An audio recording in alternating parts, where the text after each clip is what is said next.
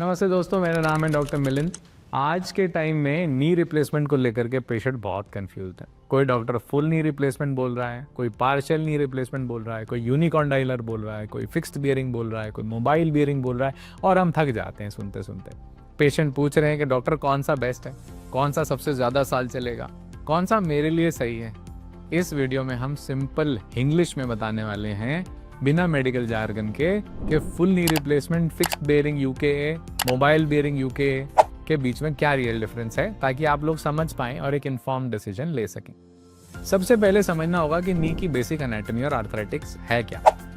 सबसे पहले नी को समझना जरूरी है। नी जॉइंट के अंदर 3 कंपार्टमेंट होते हैं, अंदर की तरफ, बाहर की तरफ और आगे और पीछे का कंपार्टमेंट। नी कैप के नीचे का जो हिस्सा है उसे आगे का कंपार्टमेंट कहा जाता है। हर पेशेंट में आर्थराइटिस अलग तरीके से डेवलप होती है। कुछ लोगों में सिर्फ एक कंपार्टमेंट खराब होता है, कुछ लोगों में पूरा नी जॉइंट खराब होता है, डिपेंडिंग ऑन के पैर में, टांग में बांगापन कैसा है। यदि डिसीजन स्टार्ट करना है तो पार्शियल और फुल नी से करते। तो सबसे पहले जानेंगे कि फुल नी रिप्लेसमेंट है क्या। इसमें बेसिकली हम पूरा जॉइंट रिप्लेस करते हैं, जहाँ की सांतल की हड्डी यानी ऊपर की, टांग की हड्डी यानी नीचे की और पाली की हड्डी यानी पटेला का रीसर्फेसिंग किया जाता है। ये सर्जरी बेस्ट है जब आर्थराइटिस एडवांस्ड हो, मल्टीपल कंपार्टमेंट्स इन्वॉल्व हो, लिगामेंट्स टूटे हो, डिस्ट्रॉयड हो नी और नी डिफॉर्मिटी ज्यादा। फुल नी रिप्लेसमेंट का सबसे बड़ा एडवांटेज ये है कि स्टेबिलिटी और प्रेडिक्टेबिलिटी बहुत गजब है, इसलिए ये दुनिया भर में सबसे कॉमनली परफॉर्म सर्जरी है। इसको कोई लोग ब्रेनलेस सर्जरी बोलते हैं, पर इसके अंदर बहुत ब्रेन लगता है अगर अच्छे से की जाए। अब बात करते हैं पार्शियल नी रिप्लेसमेंट, जिसे हम यूकेआर या यूके के नाम से जानते हैं। अगर आपका सिर्फ अंदर का कंपार्टमेंट डैमेज्ड है और उसको रिप्लेस करने से आपका नी ठीक हो सकता है, लिगामेंट्स प्रिजर्व किए जा सकते हैं, तो इसका फ़ायदा ये है कि नी में नेचुरल फील बेहतर रहती है, रिकवरी थोड़ी फास्टर होती है, मूवमेंट थोड़ी जल्दी आ जाती है, फिजियोथेरेपी में पेन कम होता है। लेकिन ध्यान रहे आपको कि यूकेआर की जब हम बात करते हैं तो ये इसके अंदर बहुत सिलेक्टेड पेशेंट्स में ही ये किया जा सकता है। अब यूकेआर की टाइप्स की बात करते हैं। पहला टाइप है फिक्स्ड बियरिंग यूकेआर। इसमें प्लास्टिक इंसर्ट एक जगह फिक्स हो जाता है, मूव नहीं करता। ये डिज़ाइन सबसे स्टेबल होता है, सर्जिकल एरर्स को फॉरगिविंग होता है, प्रेडिक्टेबल आउटकम देता है। इसलिए फिक्स्ड बियरिंग यूकेआर उन पेशेंट्स के लिए अच्छा है जहां पर आर्थराइटिस क्लियरली सिर्फ मीडियल कंपार्टमेंट या लेटरल कंपार्टमेंट तक ही लिमिटेड हो, एक्टिविटी लेवल्स मॉडरेट हो, सर्जन सेफ्टी और इंस्टेबिलिटी प्रेफर करें। बात करेंगे मोबाइल बियरिंग यूकेआर की। दूसरा टाइप का जो बियरिंग है वो है यूकेआर का mobile bearing.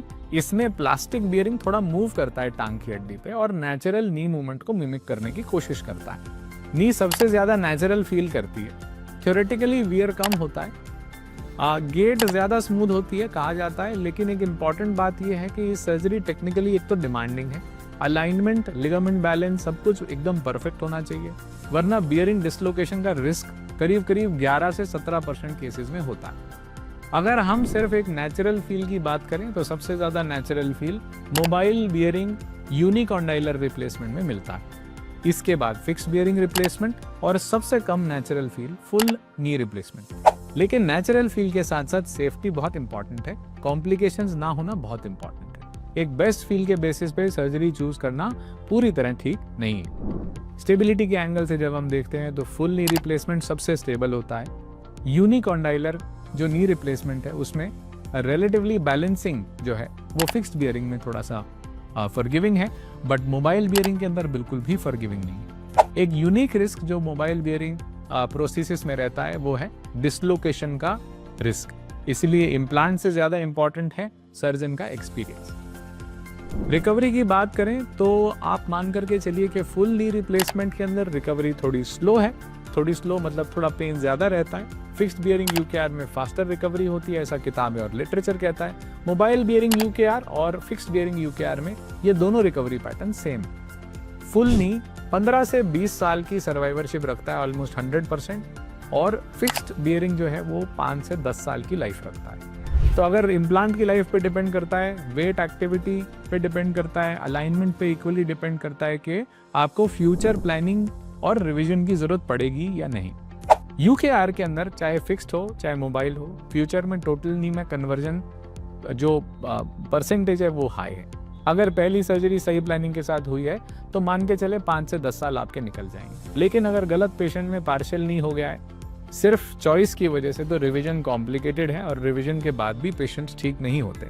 Simple you rule याद रखिए, full knee replacement advance arthritis multiple compartments के लिए, फिक्स्ड बियरिंग जो यूनिकॉन्डाइलर है वो लिमिटेड आर्थराइटिस, और जो मोबाइल बियरिंग है उसके अंदर आपका एक जो लिगामेंट्स हैं उसके साथ साथ एक राइट सर्जन की चॉइस बहुत इंपॉर्टेंट है। Right patient, right time, right technique. And में एक ही मैसेज देना चाहूंगा, नी रिप्लेसमेंट के अंदर one size fits all approach काम नहीं करती। इम्प्लांट का नाम, ब्रांड या एडवर्टाइजमेंट से ज्यादा इंपॉर्टेंट है proper evaluation, honest discussion, long term thinking कि आपको लंबे समय ठीक रहना है तो आपके लिए क्या सही है।